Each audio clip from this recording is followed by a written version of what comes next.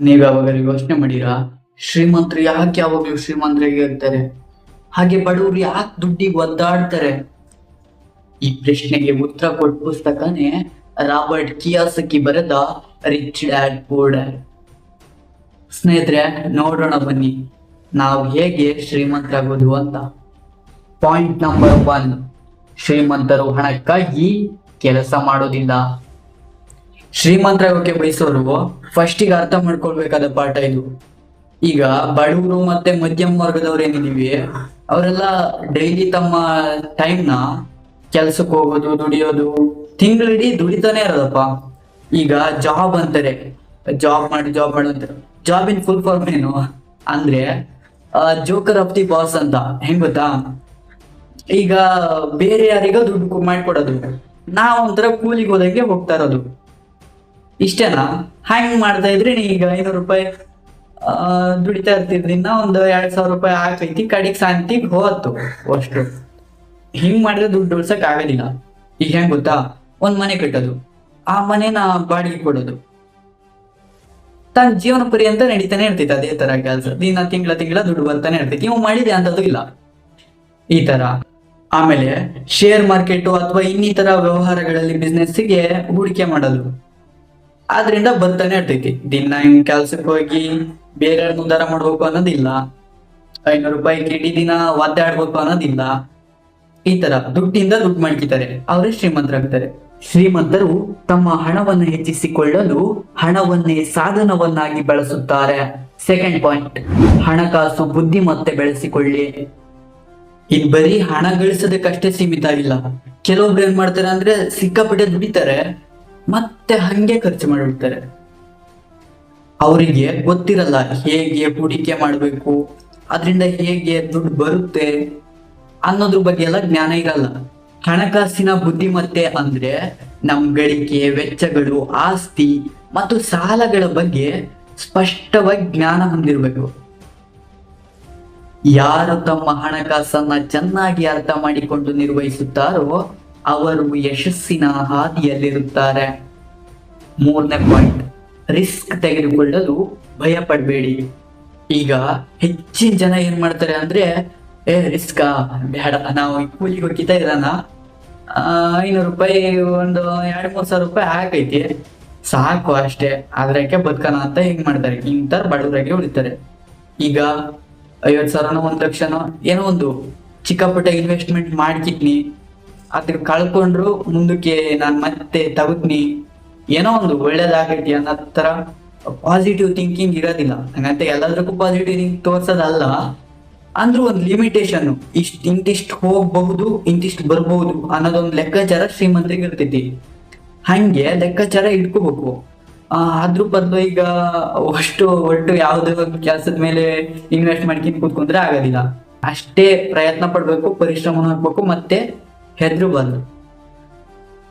ಈ ಹೆದರಿಕೆಯಿಂದನೇ ನಮ್ ಜನ ಎಲ್ಲ ಹಿಂದುಳಿದಿರೋದು. ಈ ಭಯ ಬಿಟ್ಟಾಗ ಮಾತ್ರ ಶ್ರೀಮಂತರಾಗೋಕೆ ಸಾಧ್ಯ. ಈಗ ಯಾವುದೇ ವ್ಯವಹಾರ, ಶೇರ್ ಮಾರ್ಕೆಟು, ಯಾವ್ದ್ರಾಗ ಹಾಕೋದು ಕೂಡ ಒಂದ್ ಸ್ವಲ್ಪ ಡೇಂಜರೇ. ಅಂದ್ರೆ ಏನಾದ್ರು ಹೆಚ್ಚು ಕಮ್ಮಿ ಆಗ್ಬಹುದು ಅನ್ನೋದೊಂದ್ ಸ್ವಲ್ಪ ಹೆದರಿಕೆ ಇರ್ತೈತಿ. ಹಾಗಂತ ಹೆದರಿಕೆ ತಕೊಂಡ್ರೆ ಎಂಥದ್ದು ಆಗೋದಿಲ್ಲ. ಧೈರ್ಯದಿಂದ ಒಂದು ಹೆಜ್ಜೆ ಮುಂದಿಟ್ಟಾಗ ಮಾತ್ರ ಯಶಸ್ಸು ಸಾಧ್ಯ. 4ನೇ ಪಾಯಿಂಟ್, ಲೆವರೇಜ್ ಶಕ್ತಿ ತಿಳಿದುಕೊಳ್ಳಿ. ಶ್ರೀಮಂತರ ಮತ್ತೊಂದು ದೊಡ್ಡ ರಹಸ್ಯ ಅಂದ್ರೆ ಲೆವರೇಜ್ ಅನ್ನ ಬಳಸ್ತಾರೆ. ಈಗ ಒಬ್ನೇ ಎಲ್ಲ ಮಾಡ್ಬೇಕು ಅಂದ್ರೆ ಸ್ವಲ್ಪ ಕಷ್ಟ ಆಗುತ್ತೆ. ಬೇರೆಯವರ ಜ್ಞಾನ, ಶ್ರಮ, ಬಂಡವಾಳನು ಅಷ್ಟೇ ಹಾಕೊಂಡು ಮಾಡಿದ್ರೆ ರಿಸ್ಕ್ ಕಡಿಮೆ ಇರುತ್ತೆ, ಹಾಗೆ ಬೇಗ ಡೆವಲಪ್ಮೆಂಟ್ ಆಗ್ಬಹುದು. ಈಗ ಆಧುನಿಕ ಕಾಲದಲ್ಲಿ ಈಗ ಬ್ಯಾಂಕ್ ವ್ಯವಹಾರ ಅಂತ ತಿಳ್ಕೊಳ್ಳಿ, ಬ್ಯಾಂಕ್ ಅಲ್ಲಿ ಸಾಲ ತಗೊಂಡು ಬೇರೆ ವ್ಯವಹಾರದ ಮೇಲೆ ಹಾಕೋದು, ಈ ತರ. ಈಗ ತಾನೇ ದುಡ್ಡು ಮಾಡಿ ಒಂದು ವ್ಯವಹಾರ ಮಾಡ್ತೀನಿ ಅಂದ್ರೆ ಸ್ವಲ್ಪ ಕಷ್ಟ ಆಗುತ್ತೆ. ಹಂಗಾಗಿ ಈಗ ಬ್ಯಾಂಕ್ ಇಂದ ಸಾಲ ತಗೊಂಡು ಅದನ್ನ ಇನ್ವೆಸ್ಟ್ ಮಾಡಿದ್ರೆ ನೆಕ್ಸ್ಟ್ ದುಡ್ಡು ಬಂದಾಗ ತೀರ್ಸ್ಬೋದು ಅನ್ನೋದೊಂದು. ಆ ತರ ಲೆವರೇಜ್ ಬಳಸಿದ್ರೆ ಶ್ರೀಮಂತರಾಗೋಕೆ ಸಾಧ್ಯ ಇದೆ. 5ನೇ ಪಾಯಿಂಟ್, ವೆಚ್ಚದ ಮೇಲೆ ನಿಯಂತ್ರಣ. ಇವಾಗ ಖರ್ಚು ಮಾಡಕ್ ಹಣ ಬಂತಪ್ಪ ನಿಮಗೆ, ಒಂದ್ ತಿಂಗಳಾಯ್ತು, ಸಂಬಳ ಬಂತು, ತಟ್ ಅಂತ ಎಲ್ಲ ಖರ್ಚು ಮಾಡಿಬಿಡೋದಲ್ಲ. ಫಸ್ಟು ಉಳಿತಾಯ ಮಾಡಬೇಕು. ಇನ್ವೆಸ್ಟ್ ಮಾಡಬೇಕು. ಇನ್ವೆಸ್ಟಿಗೆ ಉಳಿತಾಯಕ್ಕೆ 1 ಅಂಶ ತೆಗೆದಿಟ್ಟು ನಂತರ ನೀವು ಖರ್ಚು ಮಾಡ್ಕೊಳ್ಳಿ. ಹಾಗಿಟ್ರೆ ಮಾತ್ರ ಶ್ರೀಮಂತರಾಗೋಕ್ ಸಾಧ್ಯ. ಅದ್ ಬಿಟ್ಟು ತಿಂಗಳ ಸಂಬಳ ಬರೋದ್ನೇ ಕಾಯ್ತಾ ಇದ್ದೆ, ಬಂತು ಎಲ್ಲ ಸಾಲಾಗೆಲ್ಲ ತೀರ್ಸ್ಕಿಂದೆ ಖರ್ಚೆಲ್ಲ ಮಾಡ್ಕಿಂದೆ ಮುಗಿಸ್ತಿ. ಹಿಂಗ್ ಮಾಡಿದ್ರೆ ಎಲ್ ದುಡ್ಡು ಇರ್ತೈತಿ? ಹಿಂಗ್ ಮಾಡೋದಲ್ಲ. ಅದ್ರಲ್ಲಿ 1 ಅಂಶನ ಈ ಇನ್ವೆಸ್ಟ್ ಮಾಡೋಕೆ ಉಳಿತಾಯ ಅಂತ ಇಟ್ಕೋಬೇಕು. ಹಂಗ್ ಇಟ್ಕೊಂಡಾಗ ಮಾತ್ರ ಶ್ರೀಮಂತರ ಹಾದಿಯಲ್ಲಿ ನಡೀಬಹುದು. ಈ ನಮ್ಮ ಬಡವರು ಅಥವಾ ಮಧ್ಯಮ ವರ್ಗದ ಜನರಲ್ಲಿ ಎಲ್ಲೋ ಕೆಲವೊಬ್ರು ಉಳಿತಾಯ ಅಥವಾ ಹೂಡಿಕೆ ಮಾಡ್ಬೋದು, ಕೆಲವೊಬ್ರಿಗೆ ಅದು ಗೊತ್ತೇ ಇಲ್ಲ. ಹಿಂಗಾದ್ರೆ ಯಾವಾಗ್ಲೂ ಬಡವರಾಗೆ ಇರ್ಬೇಕಾಗುತ್ತೆ. ಹಂಗಾಗಿ ಆದಷ್ಟು ಹೂಡಿಕೆ ಅಥವಾ ಉಳಿತಾಯ ಅಂತಾನೆ ಒಂದಿಷ್ಟು ಸಂಬಳನ ತೆಗೆದಿರ್ಬೇಕು. 6ನೇ ಪಾಯಿಂಟ್, ಸಾಲವನ್ನ ನಿಯಂತ್ರಿಸಿಕೊಳ್ಳಿ. ಸಾಲನ ನಿಯಂತ್ರಿಸಬೇಕು. ಎಲ್ಲ ಸಾಲ ಕೆಟ್ಟದಂತ ಹೇಳ್ತಾ ಇಲ್ಲ, ಕೆಲವೊಂದಿಷ್ಟು ಸಾಲ ಒಳ್ಳೇದು ಆಗಿರ್ಬೋದು. ಈಗ ಯಾವ್ದೋ ಒಂದು ವ್ಯವಹಾರಕ್ಕೆ ಹೂಡಿಕೆ ಮಾಡೋಕ್ ಸಾಲ ತೆಗೆದ್ರೆ ಅದು ಕೆಟ್ಟದಲ್ಲ. ಅದ್ರ ಬದ್ಲಿಗೆ ಏನೋ ಒಂದು ಕಾರ್ ತಗೋತೀನಿ, ಒಂದು ಶೋಕಿ ಮಾಡ್ತೀನಿ, ಬೈಕ್ ತಗೋತೀನಿ ಅಂತ ಸಾಲ ಮಾಡಿದ್ರೆ ಅದು ಕೆಟ್ಟ ಸಾಲ. ಅದ್ರಲ್ಲಿ ಯಾವುದೇ ತರ ನಿಮ್ಗೆ ಇನ್ಕಮ್ ಬರಲ್ಲ, ತಂದ್ ಸುಮ್ನೆ ಇಡೋದಷ್ಟೇ. ಅಥವಾ ಯೂಸ್ ಇದ್ರೆ ತಂದ್ಕೋಬೇಕು. ಅದ್ ಬಿಟ್ಟು ಶೋಕಿ ಮಾಡ್ತೀನಿ ಅನ್ನಕ್ಕೆ ಅಷ್ಟೆಲ್ಲ ಲಕ್ಷಗಟ್ಲೆ ಹಾಕಿ ಅದರಿಂದ ಏನು ಇನ್ಕಮ್ ಬರದೇ ಇದ್ರೆ ಅದು ವೇಸ್ಟ್ ಆಗುತ್ತೆ. ರಿಚ್ ಡ್ಯಾಡ್ಗೆ ಸಾಲ ಒಂದು ಸಾಧನ, ಅದನ್ನ ಸರಿಯಾಗಿ ಬಳಸಿಕೊಂಡ್ರೆ ಹಣ ಗಳಿಸುವುದು ಸುಲಭವಾಗುತ್ತದೆ. 7ನೇ ಪಾಯಿಂಟ್, ನಿಜವಾದ ಹಣಕಾಸು ಯಶಸ್ಸು. ಹೆಚ್ಚು ಸಂಬಳ ಗಳಿಸೋದು ಶ್ರೀಮಂತಿಕೆ ಲಕ್ಷಣ ಅಲ್ಲ. ಅಂದ್ರೆ ಈಗ ನಾನು ಲಕ್ಷಗಟ್ಲೆ ದುಡಿತೀನಿ, ಅದನ್ನೆಲ್ಲ ಹಂಗೆ ಖಾಲಿ ಮಾಡ್ತೀನಿ ಅಂದ್ರೆ ಶ್ರೀಮಂತರಾಗಕ್ ಸಾಧ್ಯ ಇಲ್ಲ. ಹೆಚ್ಚು ಗಳಿಸೋದಲ್ಲ, ಅದ್ರ ಬದಲಿಗೆ ಎಲ್ಲೆಲ್ಲಿ ಹೂಡಿಕೆ ಮಾಡ್ಬೇಕು, ಹೇಗೆ ಅದನ್ನ ಹಣ ನಿಭಾಯಿಸ್ಬೇಕು ಅನ್ನೋದನ್ನ ತಿಳ್ಕೊಂಡ್ರೆ ಮಾತ್ರ ಅದು ಸ್ವಾತಂತ್ರ್ಯ. ಈಗ ಹೆಂಗ್ ಗೊತ್ತಾ, ನೀವು 1 ತಿಂಗಳ ಮನೆಗೆ ಇರ್ತೀನಿ, ಕೂತೇ ಇರ್ತೀನಿ, ಆದ್ರೂ ನಿಮ್ ಕಡೆ ದುಡ್ಡು ತಾನಾಗೆ ಬರ್ಬೇಕು. ಆ ತರ ಅಂದ್ರೆ ಈಗ ಒಂದು ಇನ್ವೆಸ್ಟ್ ಮಾಡಿರ್ತೀರಾ, ಅದರಿಂದ ಲಾಭ ಬರ್ತಾ ಇರುತ್ತೆ. ಈಗ ಒಂದ್ ಮನೆ ಕಟ್ಟಿರ್ತೀರಾ, ಅದನ್ನ ಬಾಡಿಗೆ ಕೊಟ್ಟಿರ್ತೀರಾ, ನೀವು ಮನೆಗೆ ಕುಂತಿದ್ರು ಸಮೇತ ಬಾಡಿಗೆ ದುಡ್ಡು ಬರ್ತಾ ಇರುತ್ತೆ. ಈ ತರ ಇನ್ವೆಸ್ಟ್ ಮಾಡಿದಾಗ ಮಾತ್ರ ಶ್ರೀಮಂತರಾಗೋಕೆ ಸಾಧ್ಯ. ಅದ್ರ ಬದಲಿಗೆ 4 ಲಕ್ಷ ದುಡಿತೀನಿ, 2 ಲಕ್ಷ ಖಾಲಿ ಮಾಡ್ತೀನಿ ಅಂದ್ರೆ ಅದಾಗಲ್ಲ. ವ್ಯವಹಾರಕ್ಕೆ ಅಥವಾ ಶೇರ್ ಮಾರ್ಕೆಟ್ಗೆ ಇನ್ವೆಸ್ಟ್ ಮಾಡಿದ್ರೆ ಮಾತ್ರ ನೀವು ಶ್ರೀಮಂತರಾಗೋಕೆ ಸಾಧ್ಯ. ಅದು ನಿಜವಾದ ಹಣಕಾಸು ಸ್ವಾತಂತ್ರ್ಯ. ಈ ಮಟ್ಟ ತಲುಪುವುದೇ ನಿಜವಾದ ಯಶಸ್ಸು. 8ನೇ ಪಾಯಿಂಟ್, ಧನಾತ್ಮಕ ಮನಸ್ಥಿತಿ.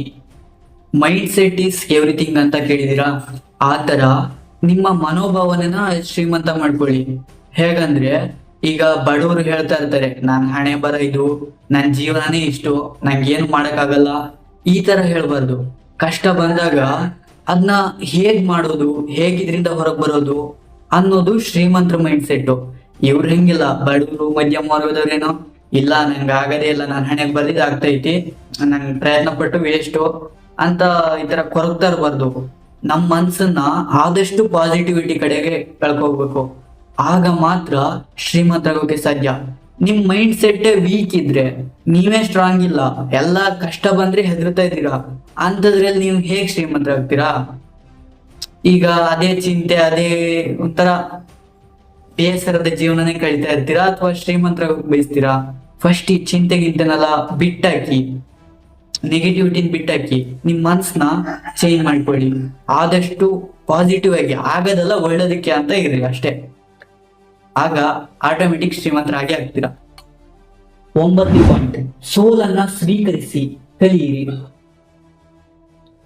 ಯಾವುದೇ ಒಬ್ಬ ಯಶಸ್ವಿ ವ್ಯಕ್ತಿ ತಗೊಳ್ಳಿ, ಅವರು ಜೀವನದಲ್ಲಿ ಒಂದ್ಸಲ ಆದ್ರೂ ಸೋಲ್ನ ಅನುಭವಿಸೇ ಇರ್ತಾರೆ. ಹಾಗಂತ ಸೋತೆ ನನ್ ಜೀವನನೇ ಮುಗೀತು, ಅಯ್ಯೋ ಯಾಕಾರು ಹಿಂಗ್ ಇನ್ವೆಸ್ಟ್ ಮಾಡಿದ್ನೋ, ಎಂತ ಇದ್ ಮಾಡಿದ್ನೋ ಅಂತ ಹಿಂಗ್ ಕೂರಲ್ಲ. ಅವ್ರು ಅದ್ರ ಬದಲಿಗೆ ಯಾಕೆ ಸೋತೆ, ಇದು ಒಂದು ನನ್ನ ಜೀವನಕ್ಕೊಂದು ಪಾಠ ಆಯ್ತು ಅಂತ ಪಾಸಿಟಿವ್ ಆಗಿ ತಗೊಂಡು ನೆಕ್ಸ್ಟ್ ಟೈಮ್ ಇದು ತಪ್ಪು ಮಾಡ್ಬೋದು, ಇದರಿಂದ ಕಲಿಯೋಣ, ಮತ್ತೆ ಬೆಳೆಯೋಣ ಅನ್ನೋ ಮೈಂಡ್ ಸೆಟ್ ಶ್ರೀಮಂತರಿಗಿರುತ್ತೆ. ಅದೇ ಬಡವರಾದ್ರೆ ಬಿಟ್ಟಾಕ್ಬಿಡ್ತಾರೆ. ಹಿಂಗಿದ್ರೆ ಆಗಲ್ಲ. ಆದಷ್ಟು ಪಾಸಿಟಿವ್ ಮೈಂಡ್ ಸೆಟ್ ಯೂಸ್ ಮಾಡ್ಕೊಂಡು ಸೋಲಿಂದ ಕಲೀರಿ. ಇನ್ ನೆಕ್ಸ್ಟ್ ಆ ತಪ್ಪು ಮಾಡಬೇಡಿ, ಮುನ್ನುಗ್ಗಿ ಅಷ್ಟೇ. ಸೋಲು ಎನ್ನುವುದು ಕೇವಲ ತಾತ್ಕಾಲಿಕ ಹಿನ್ನಡೆ, ಅಂತಿಮ ತೀರ್ಮಾನವಲ್ಲ.